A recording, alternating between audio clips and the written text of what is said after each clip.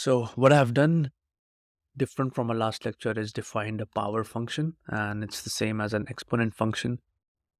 So it's a unary operator and it's defined as base times exponent. And once you differentiate it, you will get something like this as the answer. Usually we're not worried about the outward gradient because that's something that we have already calculated. This is the term that we need to implement.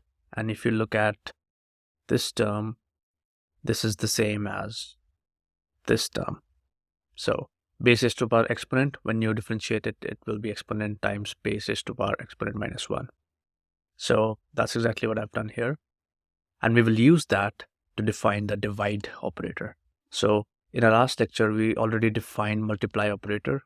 And with all that, we can easily define divide. So if C is equal to A divided by B, I can easily write it as C is equal to A times B minus 1. And so B raised to the power minus 1.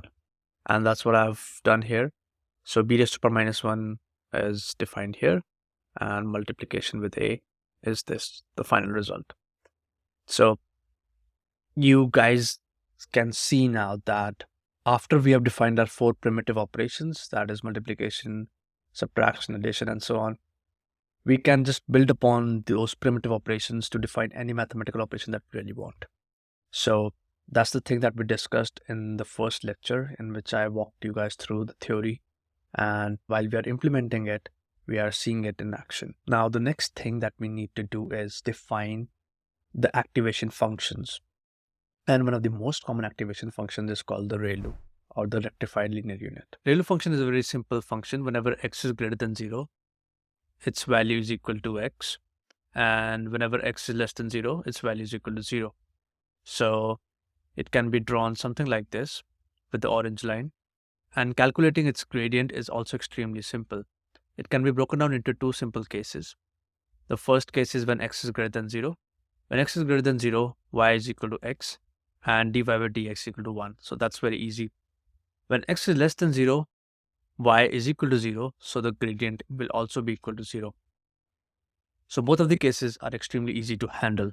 So another way to think about it is, whenever y is any value that is equal to 0 or greater than 0, the gradient is always equal to 1. And for all of the values, the gradient is equal to 0. So let's look into the code now. So let's calculate forward propagation now. The output of ReLU is always 0 or greater than 0. So we just take the max of it. And similarly, calculating backward propagation is also very easy.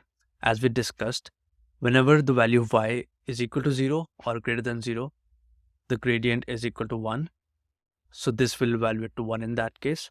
In all of the cases, this will evaluate to 0.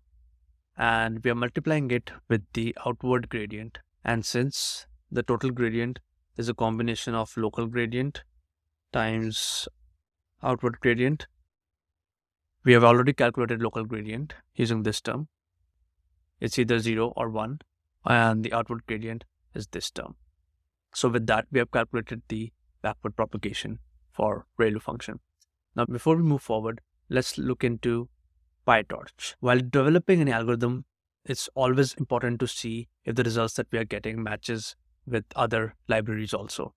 So here I'll just open the PyTorch instance and let me just run it real quick.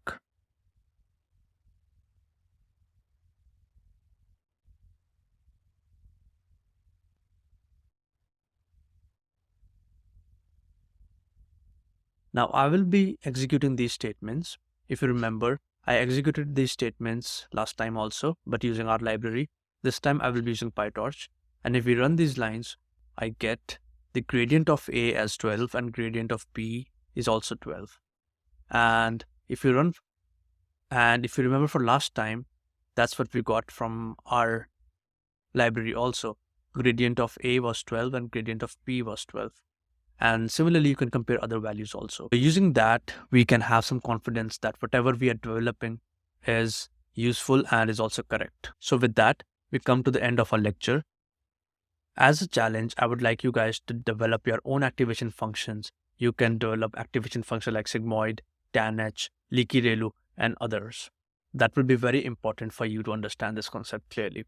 So in the next lecture, we'll be working on a new class called Neuron, and Neuron class will be built upon the value class that we just built, and it will be a building block to our ultimate goal of building a fully connected neural network.